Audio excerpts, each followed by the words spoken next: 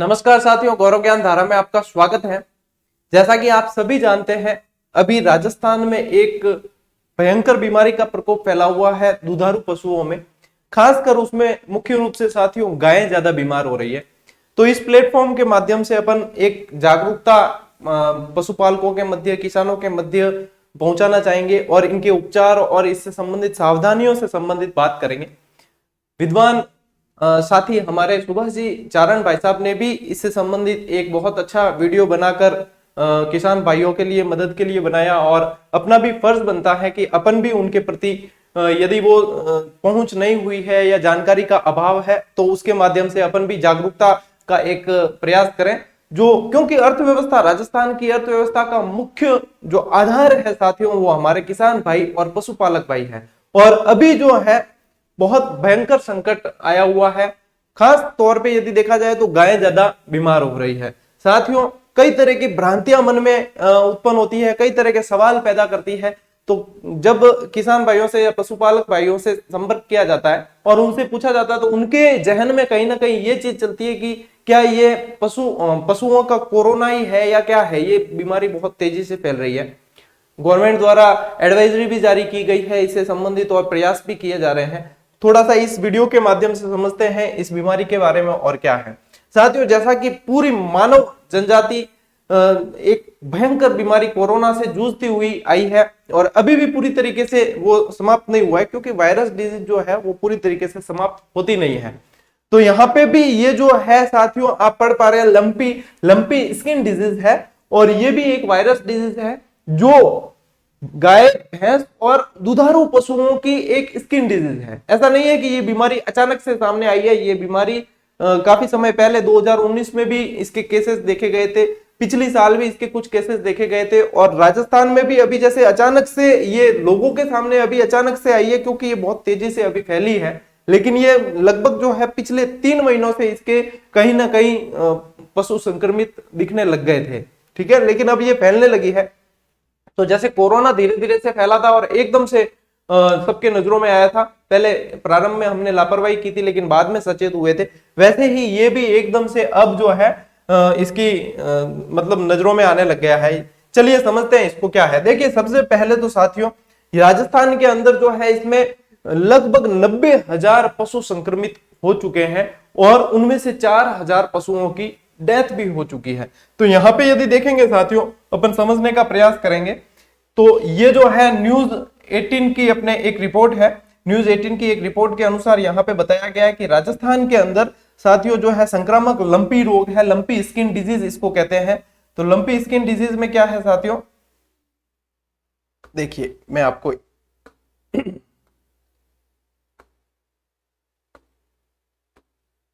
चलिए अब देखो, लंपी स्किन डिजीज में क्या है कि 4,000 से अधिक मवेशियों की इसमें मौत हो चुकी है, जबकि 90,000 से अधिक संक्रमित हो चुके हैं। और यहाँ पे सरकार ने ये दरख्वास्त भी की है सबसे कि जितनी मतलब जानकारी फैलेगी और जितनी सावधानी और सचेतता इसमें बरती जाएगी, उतना ही इसको कंट्रोल करने में प्रभाव रहेगा। ठीक है, अब आप देख पा रहे हो साथियों, ये क्या है, इसे गांठिया रोग भी कहा गया है। इसमें क्या होता है कि चकते हो जाते हैं गायों के, भैंसों के ऊपर गांठें पड़ जाती है और वो गांठें धीरे धीरे फूटने लगती है, फिर घाव बन जाते हैं, रस्सी भी होने लगती है और पशुओं के लिए जो है वो बहुत दर्दनाक बीमारी ये साबित हो रही है। अब ये गांठें जो है शरीर के किसी भी हिस्से में हो सकती है, कान, आंख, नाक और अंदर भी, यहां तक कि शरीर के अंदर भी हो सकती है। पशुओं के लिए इतनी समस्या खतरनाक हो जाती है जब किसान भाइयों से और इनसे पूछा जाता है तो ये बताते हैं कि जैसे जो पशु खड़ा है तो वो खड़ी ही अवस्था में रह जाता है और जो बैठा है तो वो वापस उठ नहीं पाता है। ये बीमारी इतनी उनको जो जिसको भी संक्रमित कर रही है उसके लिए इतनी खतरनाक हो चुकी है। यहाँ पे साथियों आप देख पा रहे हो, मतलब ये फोटो देखने लायक भी, दिल दहलाने वाले लगभग लगते हैं, जो क्योंकि पशु जो है घर में, हमारे लिए घर में जैसे बच्चे की जो अहमियत होती है, पशुपालकों के लिए वो पशु की अहमियत होती है, इतना प्रेम वो उससे करते हैं। और यहाँ पे यदि देखें, बच्चे और बड़े पशु और सभी संक्रमित लगभग हो रहे हैं इस बीमारी से। देखो साथियों, ऐसा है कि ये बीमारी अचानक से सामने नहीं आई है। इसका पहला मामला जो है वो जाम्बिया में 1929 के अंदर सामने आया था, फिर धीरे धीरे ये फैलने लगी और 1950 से 1980 के दशक तक पूरे अफ्रीका के अंदर इसका असर देखने को मिला था। लेकिन भारत में आने से पहले इसका असर जो है वो पाकिस्तान में देखने को मिला, और भारत में जो सबसे पहले इसके केसेस देखने को मिले वो साथियों गुजरात में देखने को मिले। राजस्थान में 90,000 से अधिक संक्रमित अभी तक पशु देखने को मिले। हालांकि डेथ रेशियो इसमें कम है, 10% से भी कम है, लेकिन ये नहीं कहा जा सकता कि ये बढ़ नहीं सकता। तो जागरूकता के अभाव में और यहाँ पे यदि लापरवाही की जाए तो ये डेथ रेशियो बढ़ भी सकता है, क्योंकि बड़ी मात्रा में गौवंश इसकी चपेट में आया है और गौवंश की हानि भी हुई है। साथियों समझते हैं कि इसके लक्षण क्या क्या है, कि कैसे ध्यान में आए कि ये लंपी स्किन डिजीज ही है। तो साथियों इसमें क्या होता है कि पशुओं में तेज बुखार आता है, ठीक है ना, तेज बुखार आता है। अब ये चीजें जो है पशुपालक जिनके संपर्क मतलब जिनके पशुओं के साथ में दिन रात संपर्क रहता है वो बहुत अच्छी तरीके से पहचानते हैं।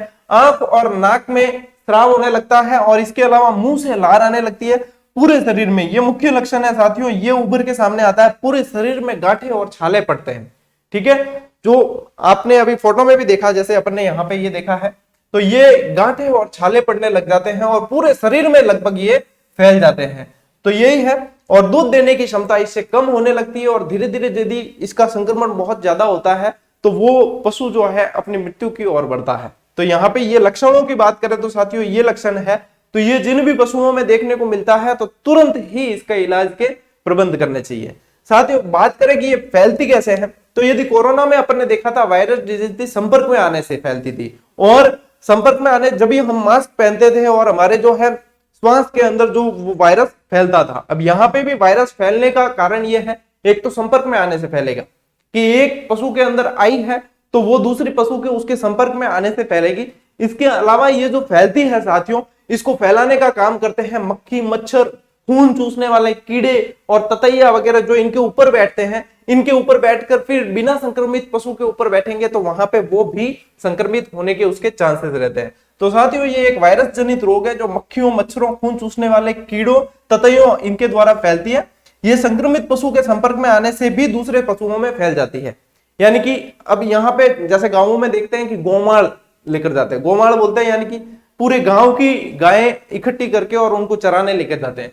तो उसमें से मान लीजिए कोई संक्रमित गाय है या संक्रमित कोई भी पशु है, तो वहां से उन बाकी पशुओं में आने के चांसेस भी रहते हैं। तो यहाँ पे बहुत सारी सावधानियां बरतने की जरूरत है। एक ये डर अभी सभी के अंदर बहुत ज्यादा है कि क्या ये लंपी स्किन डिजीज जो है वो अपने पशुओं से इंसानों के अंदर भी आ रही है।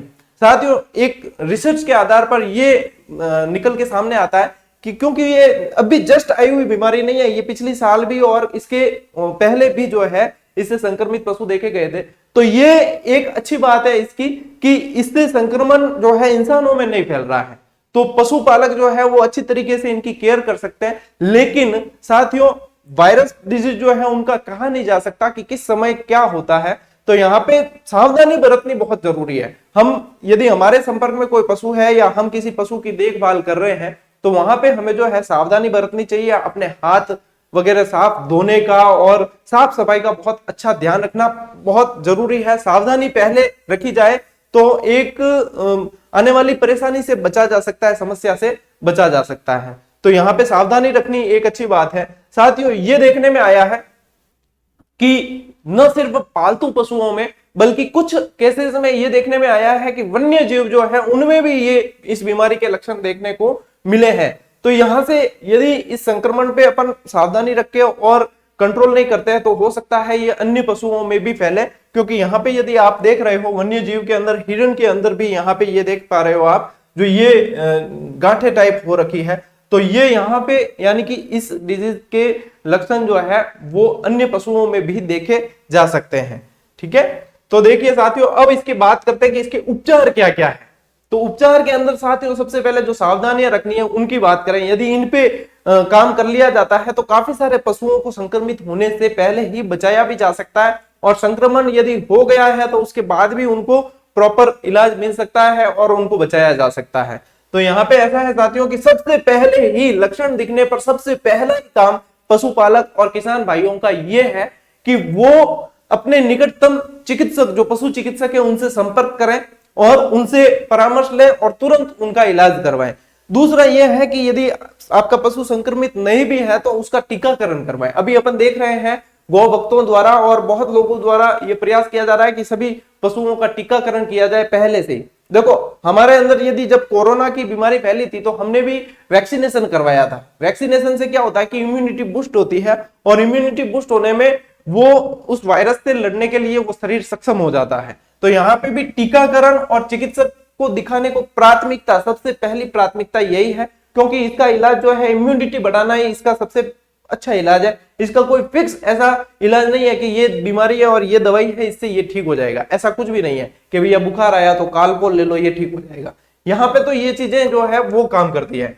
मच्छरों और मक्खियों से फैलता है तो मच्छरों और मक्खियों से बचाव, यानी कि आप इसके लिए बहुत सारे तरीके इजाद काम में ले सकते हो, जैसे धुआं करना है नीम का और इनका सबका धुआं, इन सब के धुएं से भी जो है वो यदि मच्छर और मक्खी ज्यादा फैलेंगे नहीं, एक पशु से दूसरे पशु पर बैठेंगे नहीं, तो संक्रमण बढ़ने के चांसेस बहुत कम हो जाएंगे।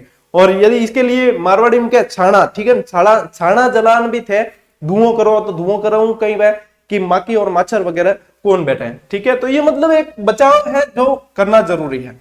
पशुओं को क्वारंटाइन करना, जब हमारे अंदर यदि कोई कोरोना से संक्रमित कोई पेशेंट था तो हमने क्या किया था, उसे क्वारंटाइन किया था। उसे क्वारंटाइन करना यानी अलगाव है एक तरह से, उसे उस ग्रुप से निकाल के अलग रखना जब तक वो ठीक नहीं हो जाता।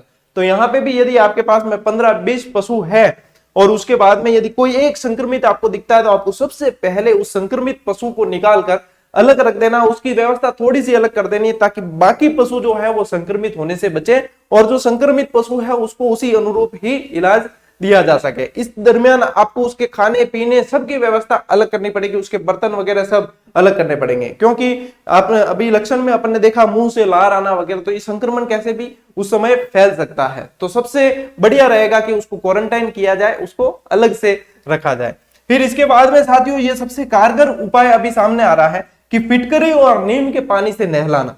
कई गौ भक्तों द्वारा यह भी बताया गया कि 10 लीटर पानी के अंदर 1 किलो फिटकरी मिलाकर उसका घोल बनाकर और पशुओं को नहलाने से या स्प्रे करने से, और क्या होता है कि जैसे उसके अंदर जो कीटाणु जीवाणु जो भी है वो फिटकरी अपन पानी में किस लिए डालते हैं, पानी को शुद्ध रखने के लिए, कीड़े पैदा नहीं हो इसलिए, तो ये यहाँ पे कारगर सिद्ध होता है। इसके अलावा नीम के पत्तों को पानी में उबालकर उस पानी से पशुओं को नहलाने से भी ये जो है इसमें काफी हद तक इनको मदद मिल जाती है। अभी ये देखने में भी आया है कि कई सारी गौशाला के अंदर फिटकरी के पानी के फव्वारे यानी कि छिड़काव किया गया है गौवंश को और उनको उस फिटकरी के पानी से निकाला गया है ताकि संक्रमण होने से पहले ही बचाव किया जा सके। तो ये काफी हद तक कारगर उपाय है जो कारगर सिद्ध भी हुआ है। इसके अलावा साथियों साफ सफाई का पूरा ध्यान रखना बहुत जरूरी है। जितना साफ सफाई का ध्यान रखेंगे उतना बीमारी पे कंट्रोल किया जा सकता है। ये हम पहले से, जब कोई बच्चा छोटा होता है तब से उसको सिखाते हैं कि साफ सफाई का ध्यान रखना बहुत जरूरी है। तो पशुओं के अंदर भी ये बहुत जरूरी है, उनकी देख रेख, उनका रख रखाव बहुत अच्छी तरीके से किया जाना बहुत जरूरी है। अब देखो साथियों, जब हम बीमार हुए थे या हमारे अंदर कोरोना जैसी बीमारी आई थी तो हमने डॉक्टर को दिखाने के साथ साथ कई व्यक्तियों ने काढ़ा और बहुत सारी चीजें पीकर अपनी इम्यूनिटी को बूस्ट करके रखा था और इस बीमारी से अपने आप को बचा कर रखा था। तो यहाँ पे भी सबसे पहला काम तो साथियों आपका ये है, यदि कोई पशु संक्रमित है तो चिकित्सक को, पशु चिकित्सक को बुलाकर उसका इलाज करवाना है। इसके अलावा यदि देसी नुस्खों के माध्यम से भी आप कंट्रोल करना चाहते तो कर सकते हैं, क्योंकि इनका कोई साइड इफेक्ट नहीं है। और ये भी जो है अपने पशु चिकित्सक और जो विद्वान साथी है और विद्वान लोग हैं जिनके पशु पहले बीमार हो चुके हैं, वो इनसे ठीक भी हुए हैं, तो उनके आधार पर बताई हुई कुछ चीजें हैं जो आपके साथ में साझा करना चाहूंगा। कि इनका एक काढ़ा बनता है साथियों, जिसके अंदर देखो एक समय के काढ़े की जो कहते हैं डोज होती है, उसका ये फॉर्मूला है। इसमें क्या लगेगी आपको, एक तो अदरक लगेगी, वो 10 ग्राम के करीब अदरक लेनी है। गिलोय के डंठल लेने हैं 50 ग्राम के करीब, यहाँ पे ये गिलोय के डंठल आप देख पा रहे हो। तुलसी के पत्ते लेने हैं 20 और लौंग लेनी है 5 से 10, काली मिर्च लेनी है 20। इन सबको साथियों क्या करना है कि पीस कर एक बढ़िया सा चूरन बना देना, मतलब इसको पीस लेना बहुत अच्छी तरीके से, बारीक पीस कर 1 लीटर पानी के अंदर इसको तब तक उबालना है जब तक पानी आधा नहीं रह जाता। अपन भी काढ़ा बनाते तब क्या करते हैं, काढ़ा बनाते तो यही करते हैं, उसको उबालते रहते हैं ताकि उसका पूरा जो असर है उस पानी के अंदर आ जाए। जब ये आधा रह जाए तब क्या करना है, इसको छान लेना है ताकि जो सॉलिड, जो मतलब ठोस पदार्थ है वो निकल जाए और पीछे जो है पीने लायक द्रव बच जाए। तो इसमें जब ये द्रव बच जाता है तब 20 ग्राम हल्दी मिलानी है इसके अंदर और उसको मिलाकर फिर बाद में ये ठंडा हो जाए तब जो संक्रमित पशु है उनको पिलाया जा सकता है, और इससे काफी हद तक उनको इसमें रिलीफ मिलेगा और पशु धीरे धीरे ठीक भी होने लगते हैं। अब जो संक्रमित नहीं है पशु उनको भी ये पिलाया जा सकता है जिससे इनकी इम्यूनिटी बढ़ सके। इसके अलावा साथियों ये ध्यान रखना है कि जो गर्भवती पशु होते हैं, जो जिनके अंदर गर्भ होता है, उनको ये पिलाने से बचना चाहिए। और सबसे पहली प्राथमिकता तो यही है कि चिकित्सक को बुलाएं और चिकित्सक जो इलाज आपको बताते हैं वो पहले करें। इसके अलावा आप ये इलाज भी कर सकते हैं। मान लीजिए कोई पशु संक्रमित हो गया है और उसकी गांठें पड़ गई है और गांठें जो है धीरे धीरे फूटने लगती है, घाव बनने लगते हैं। कई बार स्थिति इतनी खराब हो जाती है साथियों कि उन घावों में कीड़े भी पड़ने लगते हैं। ये पशुओं के लिए बहुत दुखदायी है और पशु पालकों के लिए भी बहुत दुखदायी है। उस समय क्या करना है साथियों कि इनके घाव पे लगाने का एक मलहम भी बना सकते हैं जिससे इनको काफी मदद मिलती है ये इन चीजों में। तो इस मलहम को बनाने के लिए साथियों 50 ml तो चाहिए नीम का तेल, 5 से 10 गोली कपूर उसके अंदर डालना है और 20 से 25 ग्राम हल्दी डालकर उसको बहुत अच्छी तरीके से मिलाकर एक पेस्ट बना देना है। फिर इन्हें मिलाकर अच्छी तरह से पेस्ट बनाकर इसमें जरूरत पड़ने पर, यदि ये बहुत गाढ़ा बन गया है तो जरूरत पड़ने पर कुछ नारियल का तेल भी मिला सकते हैं और कुछ नारियल का तेल मिलाकर और इसके बाद में ये मलहम जो है उन फोड़ों पर, उन घावों पर, उन गांठों वाली जगह पर लगा सकते हैं और इससे काफी हद तक जो है पशुओं को आराम मिलेगा और वो धीरे धीरे ठीक होने लगते हैं। तो ये जो देसी नुस्खे हैं साथियों, इनका कोई साइड इफेक्ट नहीं है और ये करने से पशु जो है जल्दी रिकवर होने लगते हैं। इसके साथ में ध्यान रहे कि ये कोई मैंने मेरे मन से नहीं बताया, ये एक रिसर्च के आधार पर जो सभी काफी सारे पशु जो पहले भी संक्रमित हुए थे उन पे भी अपनाया गया था और वो धीरे धीरे ठीक हुए थे। और उसके आधार पर ये एक मतलब बचाव के तरीके हैं जो किए जा सकते हैं यहाँ पे। और उम्मीद यही है कि ये किसान भाइयों के लिए ये काम आएगा वीडियो, और जो लोगों के अंदर जो भ्रांतियां थी या कुछ इसको लेकर जो चल रहा था तनाव दबाव वाली स्थिति, उसमें काफी हद तक मदद मिल पाएगी क्योंकि अपना एक डिजिटल प्लेटफॉर्म है साथियों और इसमें काफी सारे साथी जुड़े हुए हैं। तो हम सबकी जिम्मेदारी यह है कि हमारी तरफ से इस समय इन मूक पशुओं की जितनी मदद की जा सके, जिस तरीके से जिस माध्यम से मदद की जा सके, मदद पहुंचा सके। तो हमें, मैं भी जैसे एक शिक्षक होने से पहले एक इंसान हूं, तो एक इंसान और एक मानव धर्म के नाते ये हमारा फर्ज बनता है, हमारा कर्तव्य है कि हम इन मूक जानवरों के प्रति, इन मूक पशुओं के प्रति भी वही जागरूकता दिखाएं जो हम इंसानों के प्रति दिखाते हैं। और इस समय जो इन पे संकट आया हुआ है उस संकट को कैसे भी करके बाहर निकाला जाए, क्योंकि ये पशु हानि जो है एक तरीके से मानव के लिए ही हानि है और पशुपालकों के लिए तो ये एक तरह से बहुत बड़ा झटका होता है, बहुत आघात होता है। क्योंकि पशु भी जैसे किसी को लाना है तो बहुत महंगे होते हैं आजकल, उनकी आजीविका का साधन है, उनके घर के सदस्य हैं, तो उन्हें बचाया जाना बहुत जरूरी है। इसमें ज्यादातर जो संक्रमित हुए साथियों गौवंश यानी कि गायें ज्यादा संक्रमित हुई है। भैंसों में भी ये चीजें देखने को मिली है लेकिन वो कम है। तो यहाँ पे गायें ज्यादा संक्रमित हुई है और गायों की जो है हानि भी ज्यादा हुई है। तो साथियों उम्मीद कर रहा हूं कि ये जो वीडियो है वो पशुपालक भाइयों, किसान भाइयों तक जरूर पहुंचेगा और एक जागरूकता लाने का मतलब जागरूकता लाने का काम करेगा। तो इसी उम्मीद के साथ मिलते हैं साथियों अगले वीडियो में, अगली क्लास के अंदर। तब तक के लिए राम राम, जय हिंद।